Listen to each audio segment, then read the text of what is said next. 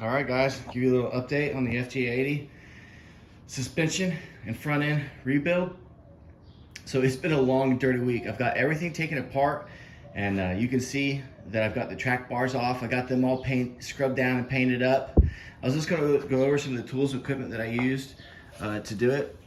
I don't know what this thing is made out of. Some kind of hardened kind of like polyplastic or something, but it's fantastic for eating the paint and the rust right off all this stuff. And then obviously a good old wire brush on my air-powered pneumatic tools. I've been using this farm and implement paint. It's really good, thick, heavy-duty paint. Bad thing is it just takes a day, 24 hours to dry before you can handle it again. So it really holds you up. You can see here, I got the Dobinson's adjustable track bar laid out next to the original. I saw some other people online talking about how far to adjust it for about a 3 to 4 inch lift, and they go to about a 1/4 inch longer. So I have this one dialed in, adjusted right now to just a 1/4 inch longer than the stock one, and really loaded it up with some anti-seize before I go back in. If you recall, I had that bent tie rod. I got a new tie rod there from Cruiser Outfitters, Cruiser Tech. It comes kind of raw, so obviously I primed it and painted it so that, you know, that sets you back a day and a half for it to dry. And then down the bottom is the drag link, or the one that connects to the steering. That's the original one, just cleaned up and painted.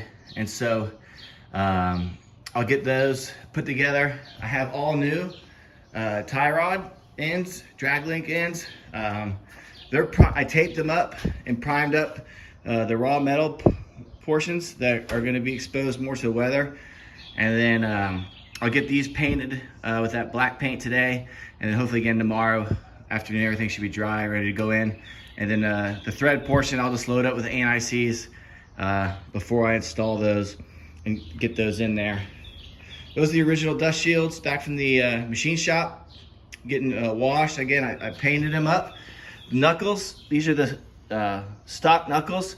Really came out good from the machine shop, getting all cleaned.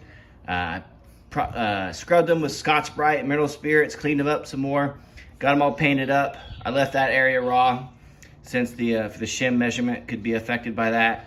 I did paint the dog ears. I didn't see any harm in painting here and here, or on the top of the anti-skid magnet sensor there. So let me know if you think that's gonna be a problem or not. And I left the front raw where the hub seal mounts, and this area had what appeared to be some factory paint on it as well, the rear cover, but the inner lip I left raw where that metal seal goes in there. The arms, you know, they came out fantastic. You know, inside where the cone washers go, I stuffed with paper towels, so they're not full of paint or anything like that. So they came out real nice. You know, this stuff was so filthy. You know, this vehicle had 310,000 miles on it, and it just was a nightmare. Everything you touch is absolute filthy. All new bushings from Cruiser Outfitters for the sway bars, and then a new kind of the upper mounts for the forward ones as well. Hey, just some tools that have been real helpful, breaking down those little radius arms, stuff like that. If you don't have a 3/4 drive, or a 1/2 inch drive breaker bar, you really got to get a breaker bar. You know, Harbor Freight sells that stuff. You really got to get one, and then get an impact set here as well. This set is from Tekton, Tekton. It's pretty good stuff. I've been happy with it so far. I like how it's both engraved and kind of like the laser etched in it. It's been pretty good. Let me show you the real mess. So I basically had the entire front axle off the vehicle. In hindsight, I probably should have just taken it all the way out, which was just disconnecting that forward motor. But I cleaned it and painted it while it still was here in the vehicle. And I should have just taken it out and, I don't know, maybe brought it to someone who had a sandblaster, or bought a sandblaster or something. I mean, it's just been an absolute nightmare scrubbing that and cleaning it. and getting it ready for paint. I need to put one more coat on it for a few areas I missed. You can see I had the Delta radius arms hanging down. I painted the frame, I painted where it, I cleaned it up, painted where it mounts back into. And that just is loose right now. I just needed to kind of mock those up, hang those out of the way. But you can see, I mean, it's just an absolute mess getting in there, getting this thing cleaned up. You haven't lived until you lived on your back under an FJ80 with 380,000 miles cleaning your ABS electrical lines, trying to get those cleaned up, just so in the future when I have to work on this vehicle that I'm just not completely covered in grime. Thanks to a Trek called Quest. He helped me out with some information I'll show you on the rear. I've got to finish cleaning it up today and we'll get it painted, but I've got it broken apart with the upper link removed. I have the rear panhard bar removed. It's painted and it's drying. I've had the two ends kind of painted from when I replaced and redid all the rear axles and parking brake. I just need to scrub down and clean that middle portion, get some paint on it, and then I can get this rear buttoned up as well with the Delta panhard kind of a lift bracket there. You can see, when you have a dad garage like me, you turn everything into a little paint booth. So there we go.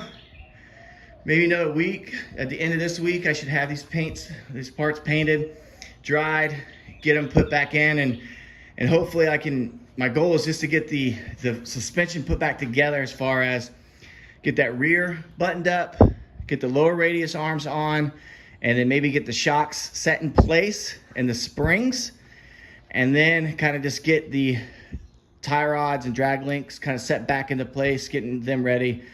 And then I got to go back to work, and I work out of town. And then next week when I come back, I'll probably start getting that knuckle rebuilt, and then get those brakes, get the brakes tightened up. I got all new Toyota OEM brake lines. I do have the Icon extended brake lines. I got to figure out which one goes where. I know some of them are obvious because one looks like female to female, but then two are the same, but they are different lengths. So I kind of need to figure out which one will go there. Let me know if you know which one, where the shorter one or the longer one goes. I'll kind of have to just take a look at it and play it by ear. But that's where we're at so far. It's slow process, but I think I'll be real happy with the results once I get it back together. And in the future, when I go to work on it, it's not covered in 30 years of oil leaks and road grime. So good luck. Let me know if anybody ever has a question on anything that I've done, and I can help you out best I can. See ya.